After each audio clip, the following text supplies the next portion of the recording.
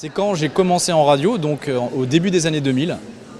Je travaillais pour un groupement d'intérêt public à Paris qui s'appelait l'EPRA et il y avait dedans des journalistes d'RFI.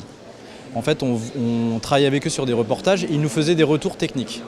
Et ce qui a été finalement marquant pour moi, qui n'ai pas eu de formation journalistique pure, c'était justement d'avoir ces retours de techniciens d'RFI sur la qualité de production de mes reportages. Et en fait, ce qui était plutôt agréable, c'est que c'était des retours, des remarques qui ont eu lieu finalement toutes les années où j'ai été producteur pour ce groupement d'intérêt public.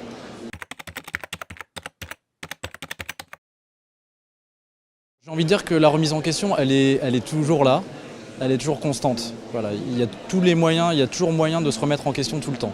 Mais je pense à une chose précise, c'était justement dans un stage de perfectionnement sur le journalisme. Et en fait, c'était très dur pour moi d'accepter la critique des autres. Et finalement, depuis, évidemment, je cherche constamment à faire écouter ce que je fais.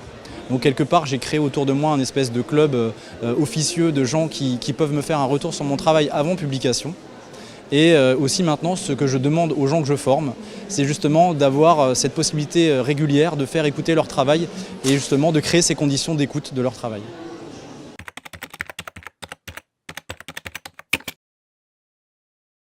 Tout simplement en continuant à intervenir, notamment justement dans l'éducation aux médias, en essayant de casser les images que peut-être les enfants, les élèves ont sur le métier de journaliste, en expliquant qu'il y a une charte de déontologie, il y a des règles à suivre, et que parfois ceux qui peuvent voir à la télé ne relèvent pas du journalisme.